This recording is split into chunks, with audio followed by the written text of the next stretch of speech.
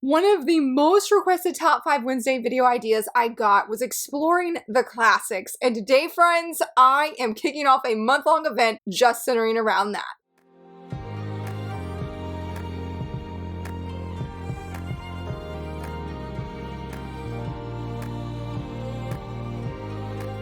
Hello friends, happy Wednesday. So very excited that you're here. I mentioned on Sunday when I share my weekly video schedule that, hey, I am starting off this month-long event, Journey Through Time, the Shoujo manga edition, where we just sort of explore and talk about retro manga. Retro being older series, out-of-print series, and it was really actually hard to narrow it down because doing all of this, I started making some games. If you want to see an online game that you can participate in and share with your friends and just have some fun, stay tuned for the end of this video. But there's so much out-of-print manga that I would love to read. It's almost been overwhelming. So I thought a great way to kick off this video series is, hey, there is like a renaissance, revival, rebirth of classic manga coming back. They're making a comeback, making a splash. And I'm like, okay, that seems like a really great way to start because I have to be honest with you, friends, I have not really read any out-of-print manga. I mean, yes, I've read out-of-print manga like from far away, and I rearranged my manga collection so I can't show you or point to it. But yes, I've read some out-of-print manga, but if we're talking about 60s manga, 70s, 80s, no, I haven't really done that. And that's really why in my manga news video, even this past week, I've been very adamant of sharing Glacier Bay's Kickstarter because it has, I think it's a manga from the early 90s or late 80s called True Blue Never Fades, and I want to read that. I would love to expand my horizons. And maybe you're like me, where you're like, I love the idea of reading older shoujo manga that's out of print, but I wouldn't know where to start. I don't even know what's coming. So let's go ahead and dive in with number 1. This is already released, and the license announcement, I believe, was last year, and that's Pet Shop of Horrors, and now we have a collector's edition. I honestly was planning to get volume 1. I read, because my library has the out-of-print edition, or out-of-print volumes that are like singles. I think it came from Tokyo Pop several years ago. So I was gonna get it. I read, I think, the first 2 chapters, and literally the second chapter, whatever chapter is about a character that's sort of like Medusa, I didn't expect to cry, y'all. I didn't expect to cry. And I feel like I didn't quite get it yet because budgeting is an issue. It's a thing, unfortunately.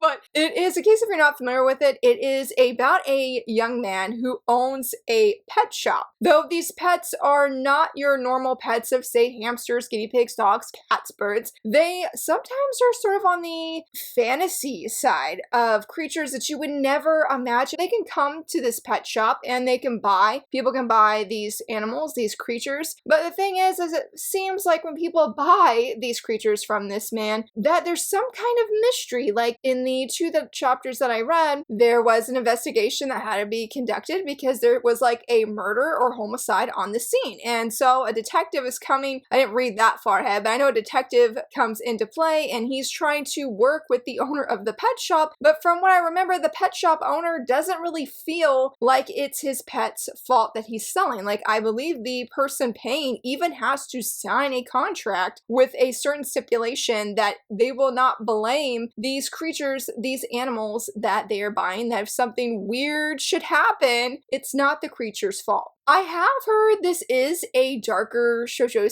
series, and I do think that has made me a little bit nervous because I feel like maybe like Queen's Quality is literally the darkest shoujo manga that I'm reading and absolutely love, and I really had a strong first impression of Pet Shop of Horrors. So I feel like talking about it now and classics making a comeback because I remember when this was licensed and how many people were just so excited because I'm pretty sure the original run, I don't remember which publisher it was, that they did print all of it, but of course it was super hard to find. So now we have these really nice editions, and maybe if I get, you know, a little extra moolah, little budgeting room, that I could actually get it because I would love to support it because again, that just feels amazing to get manga coming back in print like this. And I guess this would be a perfect time to go into number 2, Shugo Chara. Oh my goodness. Yes, Kodansha announced the 20th edition and I was speechless.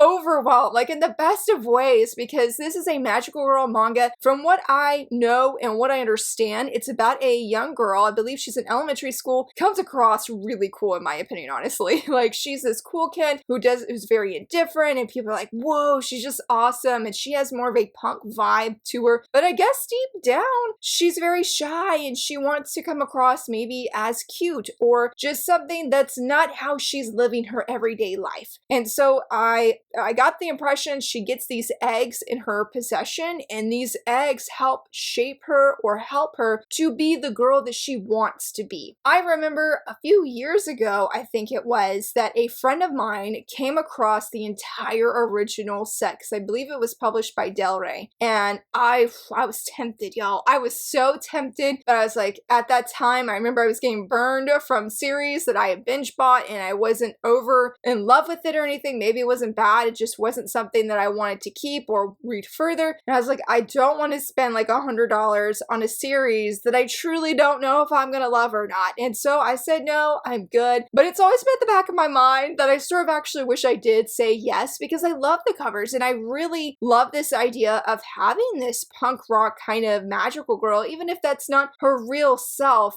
And I feel like there's a relatability there, even as an adult, of when you're sort of fronting a little bit, that you present yourself one way, but you really wish you were seen in a different way. And so when I saw that Kodansha was bringing it back, and we did talk about in a previous video where it was all focused on Kodansha, because there is another title we're going to talk about in this video that they did a license for, but the other one I was going to mention was they did Shugo Chara Jewel Joker, I believe is the sequel, and it's getting published in English as well next year. Now, I will mention, especially if you're part of my Discord server, I actually had a conversation with some people because in a separate server, they were talking about Shugo Chara, and they were saying some, I'm not going to go in depth about it here, but they were saying some things that had me really concerned. Not just as, like, I'd say like a mom or something if I let my daughter read it, but just as a reader, because the main female lead is young, and there were some allegations that were being talked about that I just felt really unsure. And so, because I was really, really crushed, like to the point when I found out these things that people were saying, I was like, I don't know if I want to support this, but I was so sad because I would love to support this. So definitely going to see how things go, because I know specifically for this month that it releases in March, I am almost like double my budget, and I know things are going to have to be cut. I'm not wanting to cut Shugo Chara because I would just love to give it a fair shot. Not listen to any critiques, reviews about it, whether positive or bad, and just take a genuine chance on it, because I'm just thankful that we're getting these out of print series that I don't think anybody, I mean, we hoped, obviously, for series, probably fans of Shugo Chara, had hoped to get this back. But I don't think anybody expected to have this beautiful edition that Peach Pit even came to the US, came to one of the big cons of San Diego Comic-Con, that they came to the US and just had this big thing. This is such an incredible, incredible time, and as the people have said, nothing is off the table. Because going into number 3, part of Kodansha's manga licenses was Mars, the 30th anniversary edition. Mars. I mean, I remember, and I probably said more than once outside of that Manga News video, but I ran around in my house. I wanted to scream in excitement, because I feel like Mars is, people are like, we want Mars back in print. We just want a reprint. We want something to be able to get Mars without paying hundreds of dollars for an entire full set. That, again, it's gonna cost you hundreds of dollars. Like, nobody should have to pay that for a manga as classic and iconic and as moving as this series. Yes, I have actually read it. I have a review on this channel. I would love to get it. This was actually the very first manga that I was aware of, that I knew was manga when I read it. I hope I don't struggle in saying what it's about, because I feel like I have more of impressions that this manga has on me than what the actual story is about. I do know it's about a young woman, though, who is, I believe she is in the art program, because I know she's an artist, and we see a very uncomfortable situation happen with her, and that's when the male lead steps in, and he is, I wouldn't say obsessed with her art, but he's very drawn to her art, and he's like, hey, I'll model for you if you draw for me, kind of thing. And so they say yes. This ends up leading to a romantic love story, but both of these teens are very much hurting. They are very broken people, and there is a lot of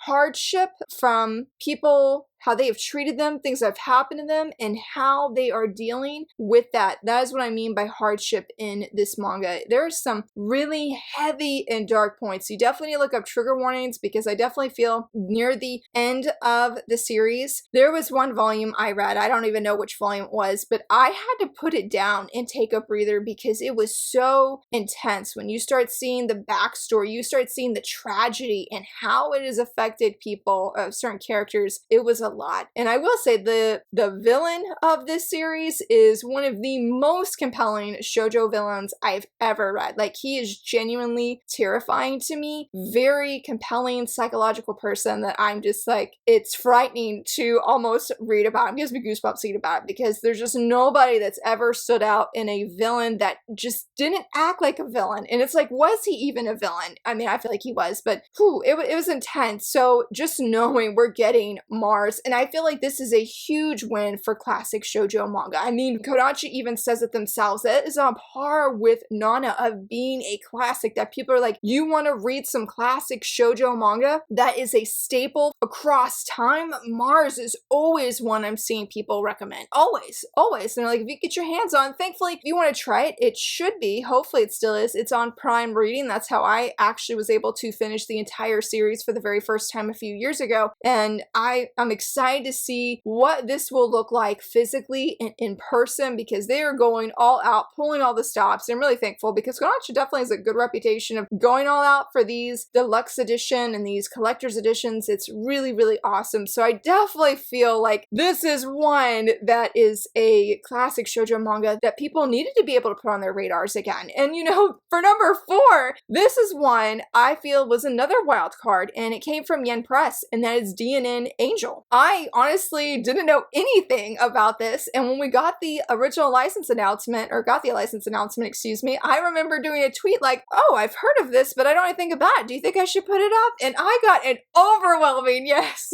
on that tweet. It completely surprised me. So for every person who was like, please read it, it's good, it's great. I mean, there were glowing things. I mean, there might have been like one tweet of like, yeah, it's okay, and I think it's something you should give a try, but there was no bashing or negativity. There was just overwhelming excitement, and that excitement was contagious and made me want to check it out. And from the blurb that I read, it is about a young boy, I think he's in middle school, and he is adamant he is your ordinary guy. Nothing special about him. He's just your typical dude doing his best. He has a crush on this one girl, but the problem is he's not that ordinary, because I guess when he sees his crush or starts maybe dwelling on his feelings for his crush, he turns into this phantom thief dude, and I guess he's out there stealing things. I mean, I don't think they're bad things though. Okay, I was trying to see if it did say, and it doesn't. I know he's a good guy though. I definitely know that. And it says he gets caught in this game of cat and mouse, and I'm really, really intrigued, because I have not read a series like that. Just the whole concept, honestly, with anything with the Phantom Thief kind of, well, no, I take that back. I take that back, because I did read Phantom Thief Gene, absolutely loved it, and I don't know if there's really a comparison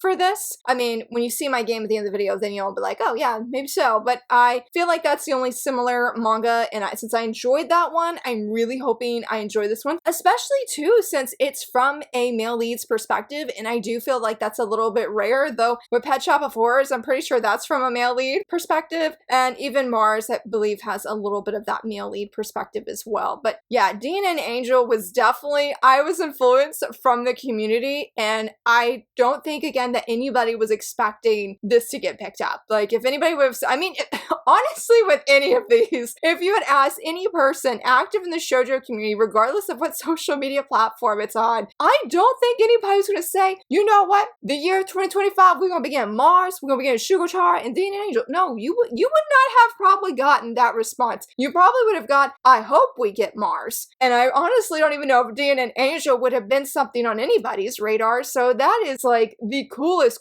thing. Though, if we want to talk about people's radar, I believe this has been on people's radar for what, like 8 to 10 years? And for number 5, I'm saying Sugar Ruin. I remember, honestly, I think it's been maybe 2 years for me when I mentioned it in my anticipated releases for the upcoming year, and I don't remember which year that was, but I do actively remember putting it on there, having no idea. I don't, or at least not a full realization that many people have been waiting, as I said, 8 to 10 years for this manga license.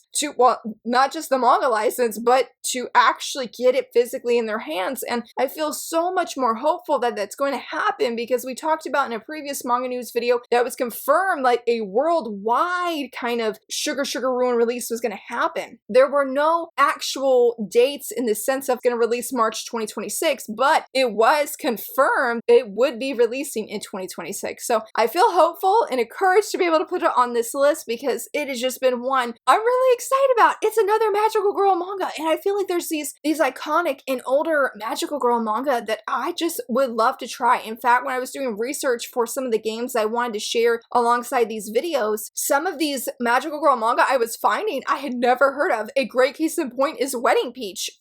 I knew nothing about it, never even heard about it, never even knew it was a shoujo manga for that matter. So it's been exciting to me to see, and you know, I probably should blame a little bit of Magical Girl Dandelion, because I am on that hype train for that Magical Girl series, but Sugar Ruin feels like a special and fun kind of series as well, and I don't really know what it brings differently to the table for Magical Girls, except for that they're witches. It's about two best friends, and I guess they are having this competition for who can gather or who can get the most boys' hearts, I think it is. I think they're trying to convince these boys to have a crush on them, because they need that to become like the queen of the magical world. And I guess things are not really going the way they thought it would. I don't know if like one of the guys that they're trying to woo over is not being wooed at all, and it's starting some more tension between the best friends. I'm not fully sure, but that was sort of the gist of that I was getting from the blurb, because I really couldn't find